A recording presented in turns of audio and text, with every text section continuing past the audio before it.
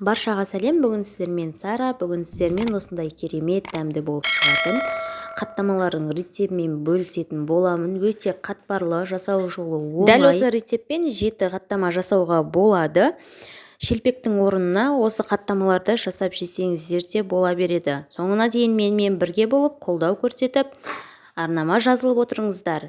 Алдымен салқын суымыздың үстіне 1 шай қасық тұзымызды салып, тұзымыз ерігенше араластырып, електен өткізілген ұнымыздың үстіне суымызды құйып аламыз. Суымызды құйып болғаннан соң, сұйық майымызды және де 2 ас қасықпен кез келген майонез түрін қолдансаңыздар болады. Тіптен салмасаңыздар да болады. Майонез гідірлік қылу үшін мен қолданатын боламын. 2 ас қасық бізге жеткілікті.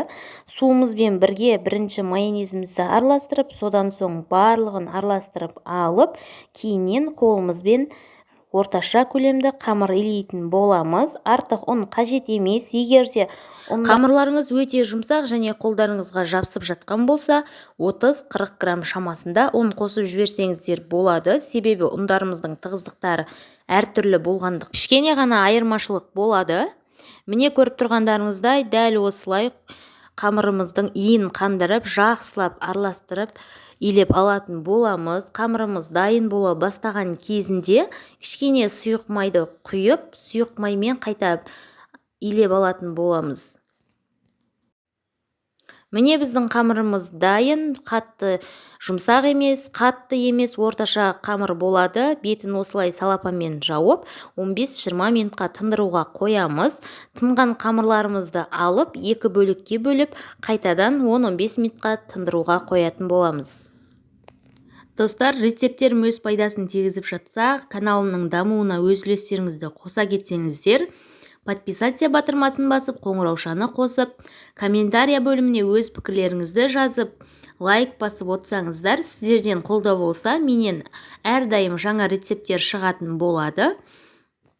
10 минут тынған қамырларымызды астына ұн себіп, осылайынан қолымызбен содан соң оқтауымыздың көмегімен еттің қамыры сияқты жұқалықта жаятын боламыз. Барынша жұқа болғаны жақсы.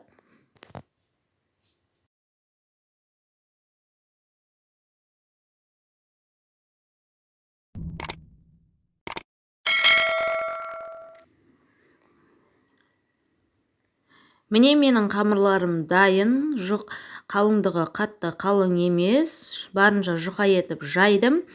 60%-тен жоғары кез келген сармай түрін қолдансаңыздар болады. Мен кішкене құйрық майда қосып жібердім. Жақсылап майымызды жағып, осылай жіңішке етіп орауымыз міндетті.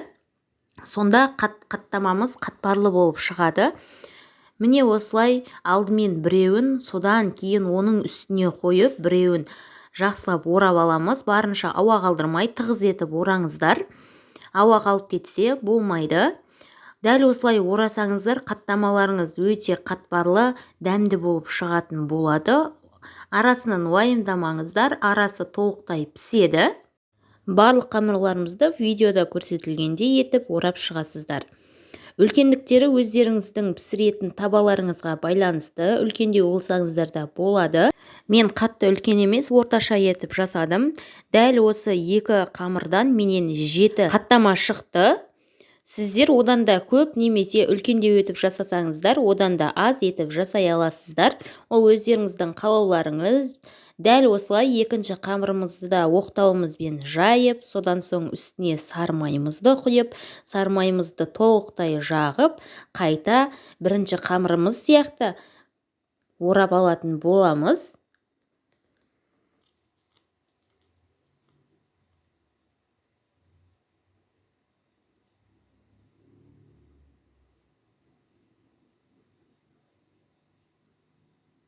Енді кезекте пакетте тұрған бірінші қамырымыздан бастап, тынып тұрған қамырымыздан бастап, оқтаудың көмегімен жайып алатын боламыз. Қатты қалың немесе қатты жұқа етіп жайып қоймаңыздар.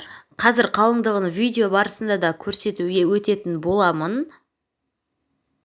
Қамырларыңызды жайған кезде осылай орнынан алып, қайтан орнына қойып жайсаңыздар, пісіріп жатқан кезде тығыздалып, жиналып қалмайды, жақсы жайылатын болады. Міне көрсетіп өтіп жатырмын. Қалыңдығы менде осындай болды. Жақсылап қараңыздар. Өте қалың немесе жұқа болып қалмасын. Барлық қамырларымызды дәл осылай жаятын боламыз. Міне екінші қамырымызды да жайып жатырмыз. Бірінші барлық қамырларымызды жайып аламыз. Содан соң пісіруге өтетін боламыз. Пісіруіміз үшін қызып тұрған тапаның үстіне орташа отта тұрған сұйық майымызды құйып, көп құйып жібермеңіздер. Азғантай құйсаңыздар жеткілікті. Майымызда жақсылап қызғаннан соң ғана қаттамаларымызды салып алатын боламыз. Міне көрсетіп тұрмын, осылай орталары ісіп, көтеріліп, өте жақсы болып піседі. Арасы толықтай піседі, уайымдамаңыздар. Шанышының немесе кез келген заттың көмегімен кішкене осылай айналдырып тұруларыңыз қажет болады. Шамамен көп ұзақ уақыт қоймайсыздар, шамамен 5 минут немесе 3 минутта жеткілікті болып қалады. Келесі бетін аударып пісіріп алатын боламыз. Барлығын осылай қайталайсыздар. Міне біздің қаттамаларымыз дайын, өте дәмді. Ыстық кезінде өте керемет болады. Кездескенше.